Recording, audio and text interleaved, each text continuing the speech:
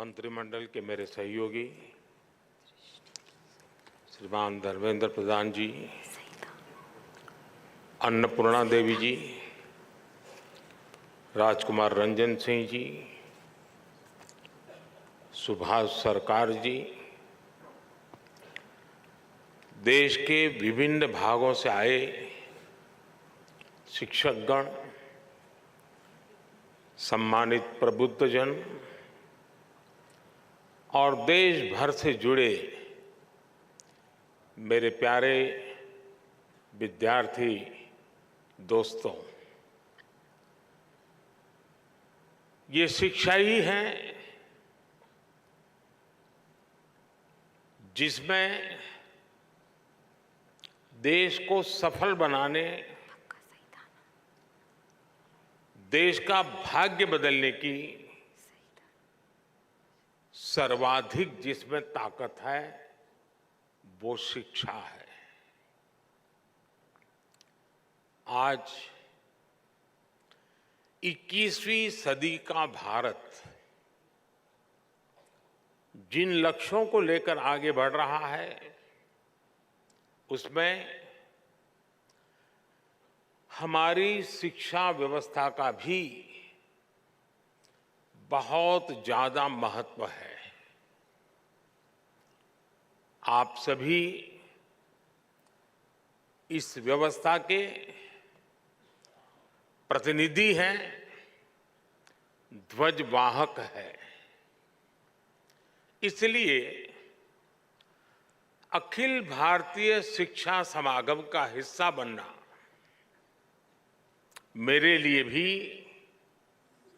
अत्यंत महत्वपूर्ण अवसर है।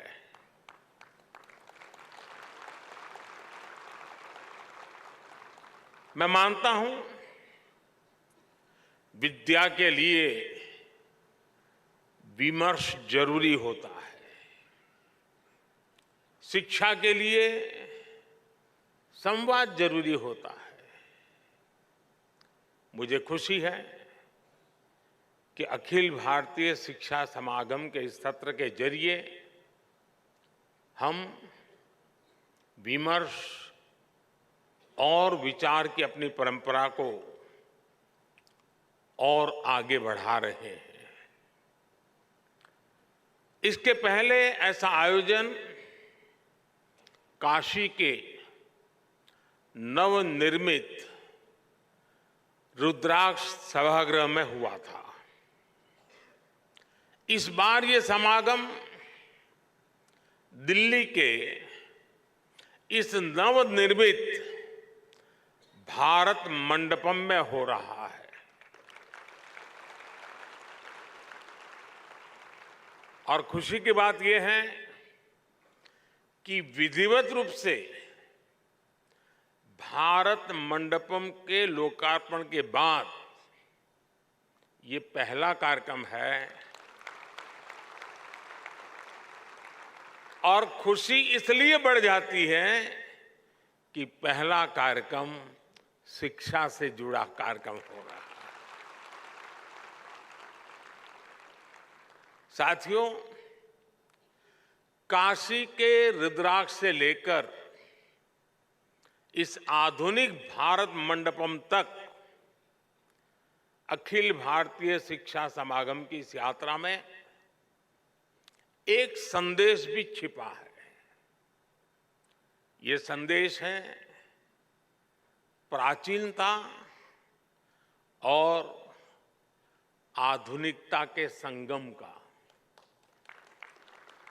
यानी एक और हमारी शिक्षा व्यवस्था भारत की प्राचीन परंपराओं को सहज रही है, आधुनिक साइंस और हाईटेक टेक्नोलॉजी इस फील्ड में भी हम उतना ही तेजी से आगे बढ़ रहे हैं। इस आयोजन के लिए शिक्षा व्यवस्था में आपके योगदान के लिए आप सभी साथियों को शुभकामनाएं देता हूं, साधुवाद देता हूं। संयोग से आज हमारी राष्ट्रीय शिक्षा नीति के 3 साल भी पूरे हो रहे हैं।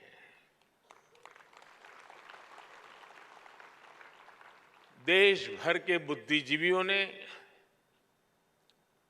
एकेडमिशियंस ने और टीचर्स ने इसे एक मिशन के रूप में लिया और आगे भी बढ़ाया। मैं आज इस अवसर पर उन सभी का भी धन्यवाद करता हूं, उनका आभार प्रकट करता हूं। अभी मैं यहां आने के पहले पास के पेविलियन में लगी रही प्रदर्शनी देख रहा था। इस प्रदर्शनी में हमारे स्किल और एजुकेशन सेक्टर की ताकत को, उसकी उपलब्धियों को दिखाया गया। नए नए इनोवेटिव तरीके दिखाए गए। मुझे वहां बाल वाटिका में बच्चों से मिलने का और उनके साथ बात करने का भी मौका मिला। बच्चे खेल खेल में कैसे कितना कुछ सीख रहे हैं, कैसे शिक्षा और स्कूलिंग के मायने बदल रहे हैं, ये देखना मेरे लिए वाकई उत्साहजनक था। और मैं आप सबसे भी आग्रह करूंगा कि कार्यक्रम समाप्त होने के बाद जब मौका मिले तो जरूर वहां जाकर के इन सारी गतिविधियों को देखें। साथियों, जब युग बदलने वाले परिवर्तन होते हैं तो वो अपना समय लेते हैं। 3 साल पहले जब हमने राष्ट्रीय शिक्षा नीति की घोषणा की थी तो एक बहुत बड़ा कार्यक्षेत्र हमारे सामने था। लेकिन आप सभी ने राष्ट्रीय शिक्षा नीति को लागू करने के लिए जो कर्तव्य भाव दिखाया, जो समर्पण दिखाया और खुले मन से नए विचारों का, नए प्रयोगों का स्वीकार करने का साहस दिखाया, ये वाकई अभिभूत करने वाला है और नया विश्वास पैदा करने वाला है। आप सभी ने इसे एक मिशन के तौर पर लिया है। राष्ट्रीय शिक्षा नीति में ट्रेडिशनल नॉलेज सिस्टम से लेकर फ्यूचरिस्टिक टेक्नोलॉजी तक उसको बराबर एक बैलेंस वे में उसको अहमियत दी गई है। प्राथमिक शिक्षा के क्षेत्र में नया पाठ्यक्रम तैयार करने के लिए, क्षेत्रीय भाषाओं की पुस्तकें लाने के लिए, उच्च शिक्षा के लिए, देश में रिसर्च इकोसिस्टम को मजबूत करने के लिए देश का शिक्षा जगत के सभी महानुभावों ने बहुत परिश्रम किया है। देश के सामान्य नागरिक और हमारे विद्यार्थी नई व्यवस्था से भली भांति परिचित है। वो ये जान गए हैं कि 10+2 एजुकेशन सिस्टम की जगह अब 5+3+3+4 ये प्रणाली पर अमल हो रहा है। पढ़ाई की शुरुआत भी अब 3 साल की आयु से होगी। इससे पूरे देश में एकरूपता आएगी। हाल ही में संसद में नेशनल रिसर्च फाउंडेशन बिल पेश करने के लिए कैबिनेट ने अपनी मंजूरी दे दी है। राष्ट्रीय शिक्षा नीति के तहत नेशनल करिकुलम फ्रेमवर्क भी जल्द ही लागू हो रहा है। मुझे बताया गया है कि फाउंडेशन स्टेज यानी 3 से 8 साल के बच्चों के लिए फ्रेमवर्क तैयार भी हो गया है। बाकी के लिए करिकुलम बहुत जल्द ही हो जाएगा। स्वाभाविक तौर पर अब पूरे देश में सीबीएसई स्कूलों में एक तरह का पाठ्यक्रम होगा। इसके लिए एनसीईआरटी नई पाठ्यपुस्तकें तैयार कर रही है। तीसरी से 12वीं कक्षाओं तक लगभग 130 विषयों की नई किताबें आ रही हैं। और मुझे खुशी है कि क्योंकि अब शिक्षा क्षेत्रीय भाषाओं में भी दी जानी है, इसलिए ये पुस्तकें 22 भारतीय भाषाओं में होगी। साथियों, युवाओं को उनकी प्रतिभा की जगह उनकी भाषा के आधार पर जज किया जाना उनके साथ सबसे बड़ा अन्याय है। मातृभाषा में पढ़ाई होने से भारत के युवा टैलेंट के साथ अब असली न्याय की शुरुआत होने जा रही है। और ये सामाजिक न्याय का भी अहम कदम है। दुनिया में सैकड़ों अलग अलग भाषाएं हैं। हर भाषा की अपनी अहमियत है। दुनिया के ज्यादातर विकसित देशों ने अपनी भाषा की बदौलत बढ़त हासिल की है। अगर हम केवल यूरोप को ही देखें तो वहां ज्यादातर देश अपनी अपनी नेटिव भाषा का ही इस्तेमाल करते हैं। लेकिन हमारे यहां इतनी सारी समृद्ध भाषाएं होने के बावजूद हमने अपनी भाषाओं को पिछड़ेपन के तौर पर पेश किया।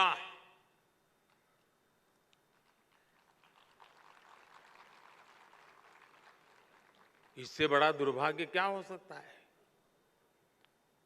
कोई कितना भी इनोवेटिव माइंड क्यों ना हो, अगर वो अंग्रेजी नहीं बोल सकता था तो उसकी प्रतिभा को जल्दी स्वीकार नहीं किया जाता था।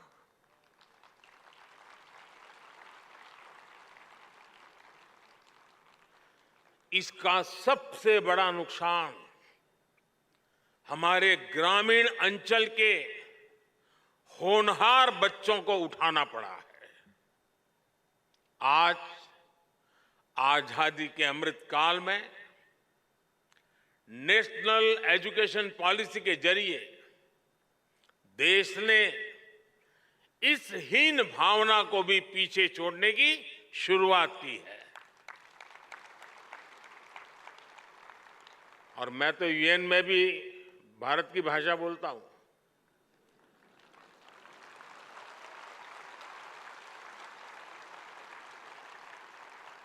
सुनने वाले को ताली बजाने में देर लगेगी लगेगी।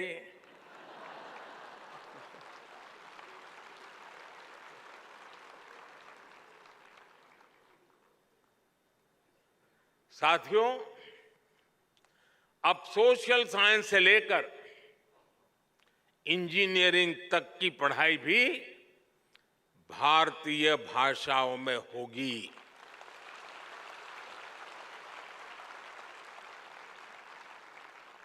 युवाओं के पास भाषा का आत्मविश्वास होगा तो उनका हुनर, उनकी प्रतिभा भी खुलकर के सामने आएगी। और इसका एक और लाभ देश को होगा।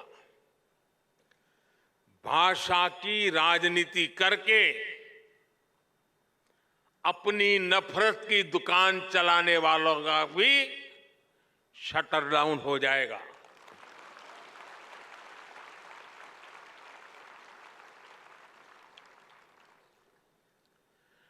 नेशनल एजुकेशन पॉलिसी से देश की हर भाषा को सम्मान मिलेगा, बढ़ावा मिलेगा। साथियों, आजादी के अमृत महोत्सव में आने वाले 25 साल बहुत ही महत्वपूर्ण है।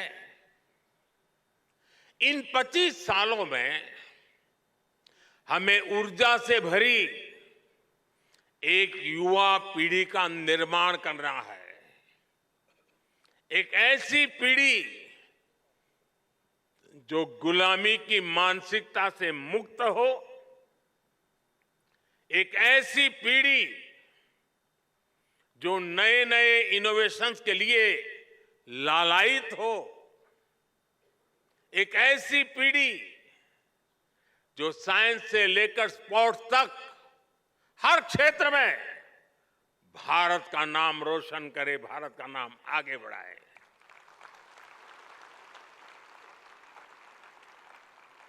एक ऐसी पीढ़ी जो 21वीं सदी के भारत की आवश्यकताओं को समझते हुए अपना सामर्थ्य बढ़ाए, और एक ऐसी पीढ़ी जो कर्तव्य बोध से भरी हुई हो, अपने दायित्व को जानती हो, समझती हो। और इसमें राष्ट्रीय शिक्षा नीति की बहुत बड़ी भूमिका है। साथियों,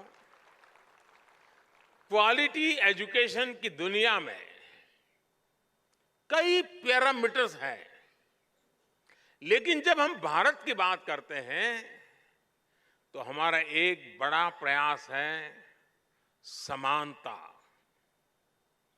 राष्ट्रीय शिक्षा नीति की प्राथमिकता है भारत के हर युवा को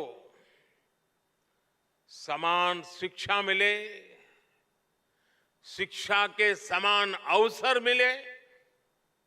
जब हम समान शिक्षा और समान अवसरों की बात करते हैं तो ये जिम्मेदारी केवल स्कूल खोल देने मात्र से पूरी नहीं हो जाती।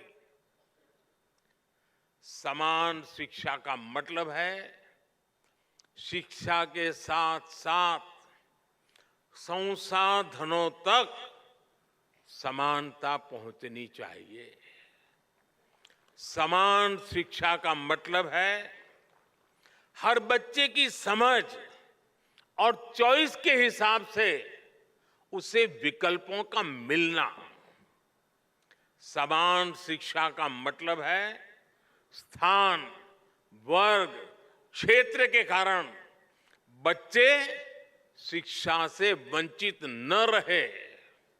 इसलिए नेशनल एजुकेशन पॉलिसी का विजन ये है, देश का प्रयास ये है कि गांव, शहर, अमीर, गरीब, हर वर्ग में युवाओं को एक जैसा अवसर मिले। आप देखिए, पहले कितने ही बच्चे केवल इसलिए नहीं पढ़ पाते थे क्योंकि सुदूर क्षेत्रों में अच्छे स्कूल नहीं होते थे। लेकिन आज देश भर में हजारों स्कूलों को पीएम श्री स्कूल के तौर पर अपग्रेड किया जा रहा है। 5G के इस युग में ये आधुनिक हाईटेक स्कूल भारत के विद्यार्थियों को आधुनिक शिक्षा का माध्यम बनेंगे। आज आदिवासी इलाकों में एकलव्य आदिवासी स्कूल भी खोले जा रहे हैं। आज गांव-गांव इंटरनेट की सुविधा उपलब्ध है। दीक्षा, स्वयं और स्वयं प्रभा जैसे माध्यमों से दूर दराज के बच्चे पढ़ाई कर रहे हैं। अच्छे से अच्छी किताबें, क्रिएटिव लर्निंग टेक्निक्स हो, आज डिजिटल टेक्नोलॉजी के जरिए गांव-गांव ये नए विचार, नई व्यवस्था, नए अवसर उपलब्ध हो रहे हैं। यानी भारत में पढ़ाई के लिए जरूरी संसाधनों का गैप भी तेजी से खत्म हो रहा है। साथियों, आप जानते हैं, नेशनल एजुकेशन पॉलिसी की एक बड़ी प्राथमिकता ये भी है कि शिक्षा केवल किताबों तक सीमित न रहे, बल्कि प्रैक्टिकल लर्निंग इसका हिस्सा बने। इसके लिए वोकेशनल एजुकेशन को जनरल एजुकेशन के साथ इंटीग्रेट करने का काम भी हो रहा है। इसका सबसे बड़ा लाभ कमजोर, पिछड़े और ग्रामीण परिवेश के बच्चों को ज्यादा होगा। किताबी पढ़ाई के बोझ के कारण यही बच्चे सबसे ज्यादा पिछड़ते थे। लेकिन नई राष्ट्रीय शिक्षा नीति के तहत अब नए तरीकों से पढ़ाई होगी। ये पढ़ाई इंटरैक्टिव भी होगी, साथ साथ इंटरेस्टिंग भी होगी। पहले लैब और प्रैक्टिकल की सुविधा बहुत ही कम स्कूलों में उपलब्ध थी, लेकिन अब अटल टिंकरिंग लैब्स में 75 लाख से ज्यादा बच्चे साइंस और इनोवेशन सीख रहे हैं। साइंस अब सबके लिए समान रूप से सुलभ हो रही है।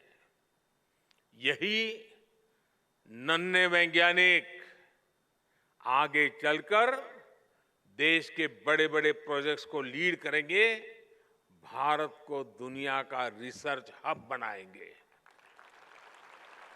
साथियों, किसी भी सुधार के लिए साहस की जरूरत होती है, और जहां साहस होता है वहीं नई संभावनाएं जन्म लेती है। यही वजह है कि विश्व आज भारत को नई संभावनाओं की नर्सरी के रूप में देख रहा है। आज दुनिया जानती है कि जब सॉफ्टवेयर टेक्नोलॉजी की बात आएगी तो भविष्य भारत का है। दुनिया जानती है कि जब स्पेस टेक की बात होगी तो भारत की क्षमता का मुकाबला आसान नहीं है। दुनिया जानती है कि जब डिफेंस टेक्नोलॉजी की बात होगी तो भारत का लो कॉस्ट और बेस्ट क्वालिटी का मॉडल भी हिट होने वाला है। दुनिया के इस भरोसे को हमें कमजोर नहीं पड़ने देना है। बीते वर्षों में जिस तेजी से भारत की औद्योगिक साख बढ़ी है, जिस तेजी से हमारे स्टार्टअप की धमक दुनिया में बढ़ी है, उसने हमारी शैक्षणिक संस्थाओं का सम्मान भी विश्व भर में बढ़ाया है। तमाम ग्लोबल रैंकिंग्स में इंडियन इंस्टीट्यूट्स की संख्या बढ़ रही है। हमारी रैंकिंग में भी इजाफा हो रहा है। आज हमारे आईआईटी के दो कैंपस जंजीबार और अबू धाबी में खुल रहे हैं। कई दूसरे देश भी अपने यहां हमसे आईआईटी कैंपस खोलने का आग्रह कर रहे हैं। दुनिया में से मांग बढ़ रही है। हमारे एजुकेशन इकोसिस्टम में आ रहे ये सकारात्मक बदलावों के कारण कई ग्लोबल यूनिवर्सिटीज भी भारत में अपने कैंपस खोलना चाहती है। ऑस्ट्रेलिया की 2 यूनिवर्सिटीज गुजरात के गिफ्ट सिटी में अपने कैंपस खोलने वाली है। इन सफलताओं के बीच हमें अपनी शिक्षण संस्थानों को लगातार मजबूत करना है। इन्हें फ्यूचर रेडी बनाने के लिए निरंतर मेहनत करनी है। हमें हमारी इंस्टीट्यूट्स, हमारी यूनिवर्सिटीज, हमारे स्कूल्स और कॉलेजेस को इस रिवॉल्यूशन का केंद्र बनाना है। साथियों, समर्थ युवाओं का निर्माण सशक्त राष्ट्र के निर्माण की सबसे बड़ी गारंटी होती है और युवाओं के निर्माण में पहली भूमिका माता, पिता और शिक्षकों की होती है। इसलिए मैं शिक्षकों और अभिभावकों सभी से कहना चाहूंगा कि बच्चों को हमें खुली उड़ान देने का मौका देना ही होगा।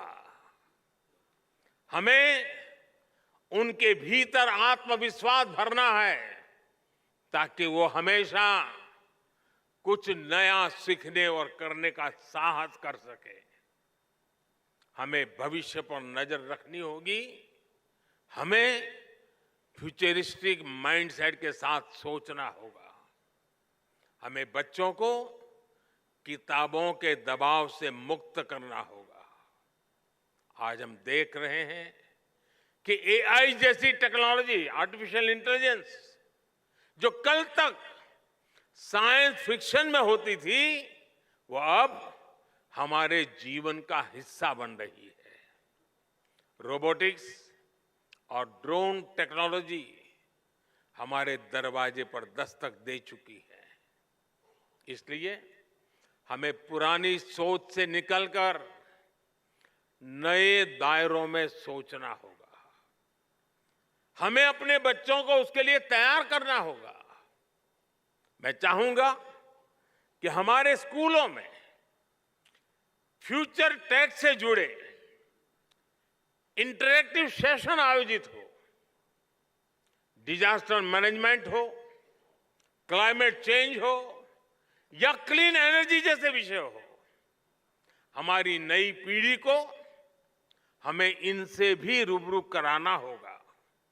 इसलिए हमें हमारी शिक्षा व्यवस्था को इस तरह से तैयार करना होगा ताकि युवा इस दिशा में जागरूक भी हो, उनकी जिज्ञासा भी बढ़े। साथियों, भारत भी जैसे जैसे मजबूत हो रहा है, भारत की पहचान और परंपराओं में भी दुनिया की दिलचस्पी बढ़ रही है।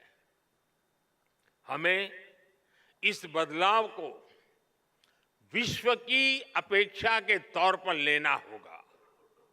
योग, आयुर्वेद, कला, संगीत, साहित्य और संस्कृति के क्षेत्र में भविष्य की अपार संभावनाएं जुड़ी है। हमें हमारी नई पीढ़ी को इनसे परिचित करवाना होगा। मुझे विश्वास है अखिल भारतीय शिक्षा समागम के लिए ये सभी विषय प्राथमिकता में होंगे ही। भारत के भविष्य को गढ़ने के आप सबके ये प्रयास एक नए भारत की नींव का निर्माण करेंगे और मुझे पक्का विश्वास है कि 2047 में हम सबका सपना है, हम सबका संकल्प है कि जब देश आजादी के 100 साल मनाएगा, 2047 में ये हमारा देश विकसित भारत होके रहेगा। और ये कालखंड उन युवाओं के हाथ में है जो आज आपके पास ट्रेनिंग ले रहे हैं, जो आज आपके पास तैयार हो रहे हैं, वो कल देश को तैयार करने वाले हैं। और इसलिए आप सबको अनेक अनेक शुभकामनाएं देते हुए इस सपने को पूरा करने के लिए हर युवा के हृदय में एक संकल्प का भाव जगे, उस संकल्प को साकार करने के लिए परिश्रम की पराकाष्ठा हो, सिद्धि प्राप्त करके रहें, इस इरादे से आगे बढ़े। मेरी आप सबको बहुत बहुत शुभकामनाएं हैं। बहुत बहुत धन्यवाद।